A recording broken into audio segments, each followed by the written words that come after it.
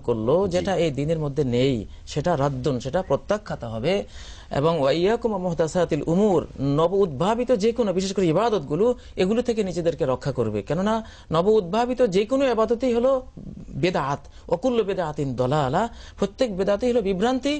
নাসাইর বর্ণনা রয়েছে ওকুল্লু দলালাতিন ফিন্নার, প্রত্যেক গুমরাহ মানে বিভ্রান্তিকর বিষয় জাহান্নামে যাবে, জাহান্নামে নিয়ে যাবে।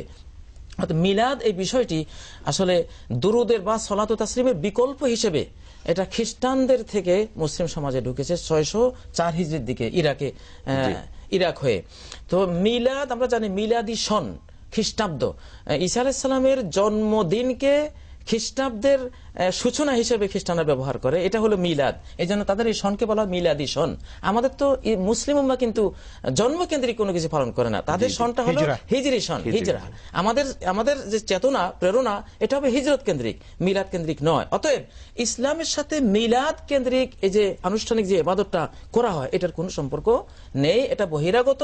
এবং এটি রাসূলুল্লাহ সাল্লাল্লাহু আলাইহি ওয়াসাল্লাম করেননি, খোলাফায়ে রাশিদিন করেননি, সাহাবীদের কেউই করেননি, আইমা মুজতাহিদিনদের কেউই করেননি। আজ পর্যন্ত কোরআন ও সুন্নাহকে যারা ফলো করেন, সহিভাবে চলতে চান, এদের কেউই কিন্তু ইমাম আবু হানিফা করেননি, আবু ইউসুফ করেননি, ইমাম বুখারী করেননি, যাদেরকে আমরা মানি ফলো করি। মিলাদের ইতিহাসটা আসলে শুরু হয়েছে যতদূর জানা যায় যে 500 বছর হবে, হয়তো 400 থেকে 600 শতকের মধ্যে।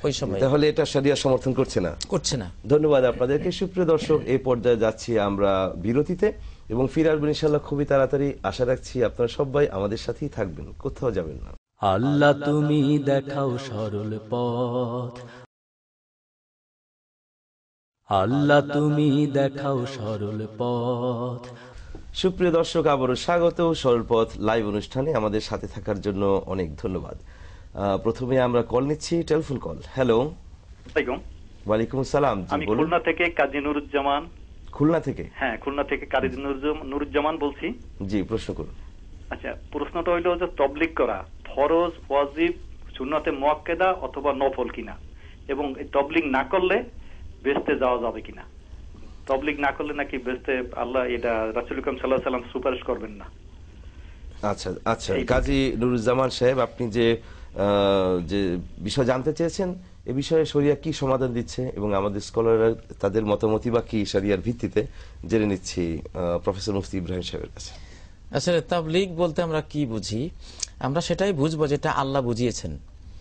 ইয়া আইয়ুহার রাসূলু বাল্লিগ মা উনজিলা ইলাইকা মির রাব্বিক, হে রাসূল, তোমার রবের পক্ষ থেকে যা তোমার প্রতি নাজিল করা হয়েছে এটা তাবলীগ করে দাও, পৌঁছিয়ে দাও।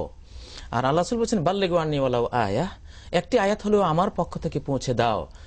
সারা বাংলায়, সারা পৃথিবীতে যত মানুষ মক্তবে, মসজিদে, যেখানে সেখানে বসে, বা আমরা এখানে টেলিভিশনে, আমরা যেখানে যিনি যেভাবে মানুষের কাছে ইসলামের জ্ঞান পৌঁছাচ্ছি, আমরা কিন্তু সবাই তাবলীগ মানে যে পৌঁছাবার যে মহান দায়িত্ব।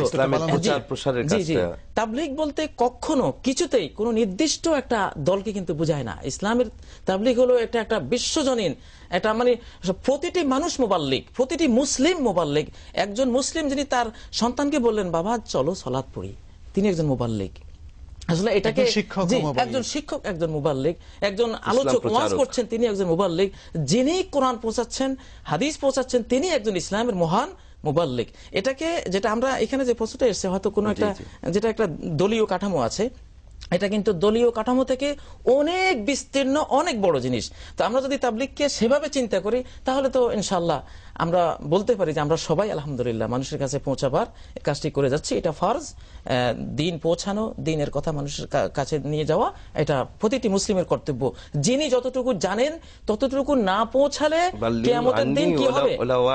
জি, বাল্লিগু আন্নী ওয়ালাউ আয়া, ইন্নাল্লাযীনা ইয়াকতুমুনা মা আনজালনা মিনাল বায়্যিনাতি ওয়াল হুদা, আমি যে সমস্ত স্পষ্ট দলিল হেদায়েত নাজিল করেছি, যারা এগুলো লুকায়, মানুষের কাছে পৌঁছায় না, তো এরা উলাইকা ইয়ালআনুহুমুল্লাহ, এরা এমন লোক, এদেরকে আল্লাহ লানত করেন। ওয়ায়ালানুহুমুল লাইনুন, বিশ্বের সকল সৃষ্টি লানতকারীরা তাদেরকে লানত করে। জি, তো তাবলীগ যারা করছেন নিশ্চয়ই ভালো কাজ করছেন।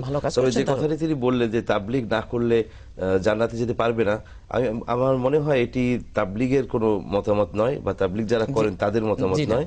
এটা তাবলীগের বিরুদ্ধাচরণ যারা করেন হয়তো তাদের কোনো প্রোপাগান্ডা হবে।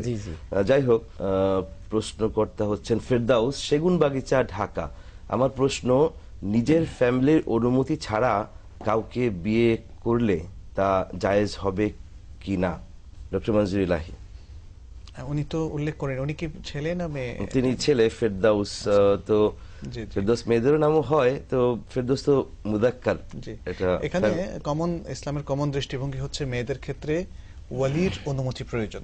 জি, কারণ রাসূলুল্লাহ সাল্লাল্লাহু আলাইহি ওয়াসাল্লাম বলেছেন, যেটা আয়েশা রাদিয়াল্লাহু তাআলা আনহার হাদিসে এসেছে, আইয়ুমা ইমরাআতিন নাকাহাত বিগাইরি ইযনি ওয়ালিহা ফানিকাহুহা বাতিলুন বাতিলুন বাতিল। যে কোনো মহিলা যদি তার অভিভাবকের অনুমতি ছাড়া বিবাহ বন্ধনে আবদ্ধ হয়, তার নিকাহ বাতিল। এটাই জমহুরের মত এবং এটাই বিশুদ্ধ, যদিও অনেক আলেমদের মতে সাবালক ম্যাচিউরড হওয়ার পরে তার সেটা হবে। আচ্ছা, আরেকটা দ্বিতীয়ত ছেলেদের ক্ষেত্রে কিন্তু এই শর্তটা নেই। তার মানে ছেলেরা যখন ম্যাচিউরড হয় তখন সে বিবাহ করতে পারবে তার অভিভাবকের অনুমতি ছাড়াও। তবে এখানে আমরা আসলে ইসলাম একটা পারিবারিক বন্ধনে বিশ্বাস করে। চমৎকার একটা মানে বাবা এবং মায়ের ব্যাপারে তাদের অনেক দায়িত্ব আছে। যেই বাবা এবং মা ছোটকাল থেকে স্নেহ দিয়ে, মমতা দিয়ে, ভালোবাসা দিয়ে, নানা ধরনের কোরবানি করে আমাদেরকে মানুষ করলেন, এটা একটা মিউচুয়াল আন্ডারস্ট্যান্ডিং এর মাধ্যমে যদি হয় তাহলে তারা খুশি থাকবেন। বাবা মায়ের সন্তুষ্টি কিন্তু ছেলে হোক মেয়ে হোক উভয়ের জীবনে অত্যন্ত গুরুত্বপূর্ণ একটা বিষয়। তো মানে আমরা কি এতটাই স্বার্থপর হতে পারি? পৃথিবীতে তো আসলে মানে মানুষের সংখ্যা কম নেই, যেখানে আল্লাহ নিজের ইবাদতের পরে পিতামাতার অধিকারের কথা বলেছেন। এখানে মাইন্ড সেট করার বিষয়টা আছে। যেমন একজন যুবক ছেলে, সে বিয়ে করতে চায়, সে তো ইচ্ছে করলে বাবা মা কনসেন্ট নিয়ে করতে চায়। ঘটনাটা কোথায় ঘটে সেটাও আমাদেরকে খুঁজে বের করতে হবে। ঘটনাটা ঘটে এরকম, যেহেতু আমাদের এখানে মানে ওপেন, সবকিছু ওপেন হয়ে গিয়েছে এবং দিন থেকে আমরা সরে গিয়েছি, অবৈধ প্রণয়ে অনেকে আসক্ত হয়ে গিয়েছে, তখন তার কাছে নিজের ব্যক্তিগত স্বার্থ, তার যে খায়সাত, তার যে প্রবৃত্তি তাকে পরিচালিত করছে, সেটাই সবচেয়ে বড় হয়ে দাঁড়ায়। এবং সেই ইগোটা তখন ইভেন বাবা মাকে ইগনোর করা, তাদের মতামতকে উপেক্ষা করতে আমাদেরকে উদ্বুদ্ধ করে। কিন্তু এটা তো উচিত নয়। ইসলাম এটা আমাদেরকে শেখায়। ইসলাম আমাদেরকে শিখিয়েছে সবার সাথে পরামর্শ, ও আমরুহুম শুরা বাইনাহুম, তাদের নিজেদের মধ্যে সর্ব ব্যাপারে শুরা। এবং এই শুরার ভিত্তিতে, পরামর্শের ভিত্তিতে যদি আমরা ডিসিশন নেই, তাহলে কোনো ছেলে এবং কোনো মেয়েকে বাবা মার সাথে একটা কনফ্লিকশনে যেতে হবে না, সংসার ভাঙবে না, এবং তার ভিত্তিতে আমাদের মধ্যে সংসারে, পরিবারে, সমাজে সুখ শান্তি। সম্মতি ছাড়া যারা বিয়ে করেন তারা কিন্তু পারিবারিক জীবনে সুখী হন না। কারণ একটা সময় মনে হয় যে বিশাল সুখ, কিন্তু যখন দেখে যে এই বিয়ের কারণে আত্মীয় স্বজন সবাইকে আমার ছেড়ে দিতে হচ্ছে, তখন ওই পারিবারিক নিজের সুখটা গৌণ হয়ে যায়। তো আমরা অবশ্যই আশা করব। ধন্যবাদ। আমরা এখন টেলিফোন কল নিচ্ছি। হ্যালো, আসসালামু আলাইকুম। ওয়ালাইকুম আসসালাম। জি, কে বলছেন? জি, আমি আমার মায়ের পক্ষ থেকে একটা প্রশ্ন করছি, যে তিনি জানতে চাচ্ছেন যে মৃত্যুর পর কাদের দেহ মাটির সাথে মিশে যায় না। আচ্ছা আচ্ছা, ধন্যবাদ আপনাকে। উত্তর নিচ্ছি ডক্টর মনজুর ইলাহির কাছ থেকে, যে মৃত্যুর পরে কাদের দেহ মাটির সাথে মিশে যায় না, এরকম কোন বর্ণনা আছে কিনা? মানে আবু দাউদের হাদিসে এসেছে যে জমিন নবীদের দেহকে ভক্ষণ করে না, অর্থাৎ নষ্ট করে না। তো এছাড়া আল্লাহ যাদেরকে ইচ্ছা করেন তাদেরও হয়তো আল্লাহ তাদের দেহ সংরক্ষণ করেন। আল্লাহর ওয়ালি, আউলিয়া, শুহাদা, শহীদ হতে পারে। তো সেটার ব্যাপারে এমন কোন টেক্সট স্পেশালি আসেনি। আল্লাহ তার অন্য বান্দাদের মধ্যে যাকে ইচ্ছা করেন এবং তার সকল নবী, আম্বিয়া, রাসূলগণের দেহ, যে আম্বিয়াদের ব্যাপারে এটা একবার নিশ্চিত যে তাদেরকে মাটি খান না, এটা মাটির উপরে হারাম।